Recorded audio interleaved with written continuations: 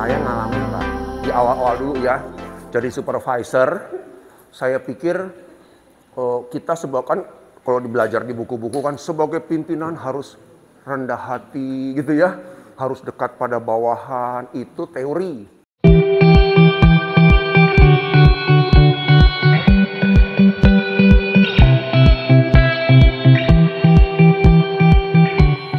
Prakteknya nggak bisa Pak. Akhirnya semenjak itu saya pakai prinsip atau gaya orang main layang-layang. Layang-layang gimana sih bisa terbang? Tarik ulur. Kadang keras, kadang lembut. Kadang keras, kadang lembut. Itu yang membuat orang bisa stabil. Kalau kita terlalu keras terus, apa yang terjadi? Berontak. Putus layangannya, orang berontak. Tapi kalau lembut terus, habis kita dikerjain. Ya, jadi ada prinsip Pak. Jadi misalnya contoh, kita punya sistem kerja misalnya contoh. Kalau sudah yang namanya value perusahaan, nilai perusahaan nggak ada ampun. Disiplin nggak ada ampun. Ngomong di belakang nggak ada ampun.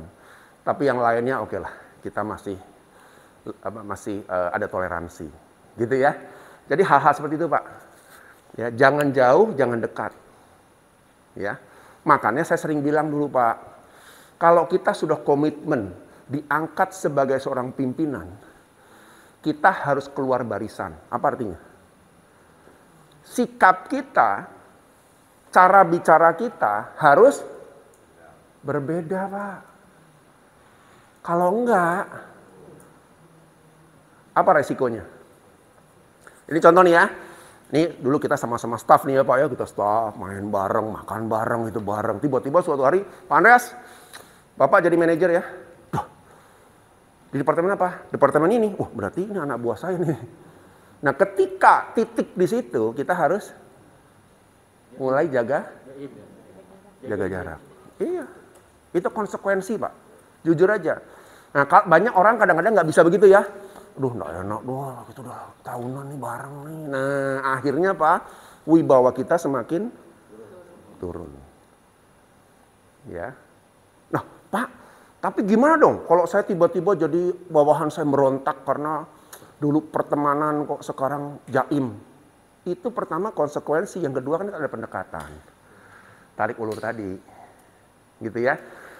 Ya makanya saya punya prinsip simpel Pak. Di kantor itu kita nggak cari teman. Karena apa? Kalau suatu hari Anda dianggap sebagai leader, nggak apa? Istilahnya nggak jadi apa? Sungkan gitu ya. Aduh, nggak enak, enggak. Kalau dari awal kita udah jaga jarak, ya kita profesional, kerja ya kerja, main ya main, tapi juga sikap kita sebagai rekan kerja yang profesional.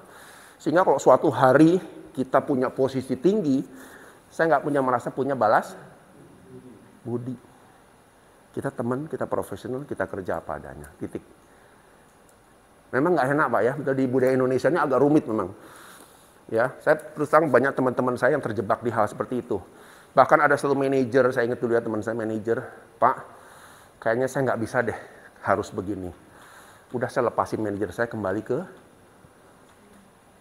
jabatan di bawah. Ada yang sampai begitu Pak.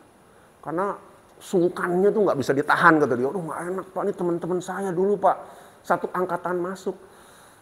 Padahal saya udah bilang, konsekuensi jadi pimpinan, Anda harus mulai mundur ke belakang, keluar barisan. Karena Anda yang jadi leadernya. Ngalamin nggak? Nggak enaknya, ayo. Waduh, saya mimpin teman-teman saya satu angkatan dulu. Betul nggak Pak? Nggak enak ya? Rasanya gimana Pak? Mau ditegur nggak enak, nggak ditegur tapi ngelunjak. Wah, serba bingung, kita stres sendiri. Nah, gitu, kira-kira gitu Pak. Ya. Good, pertanyaannya bagus sekali ya. Ada lagi?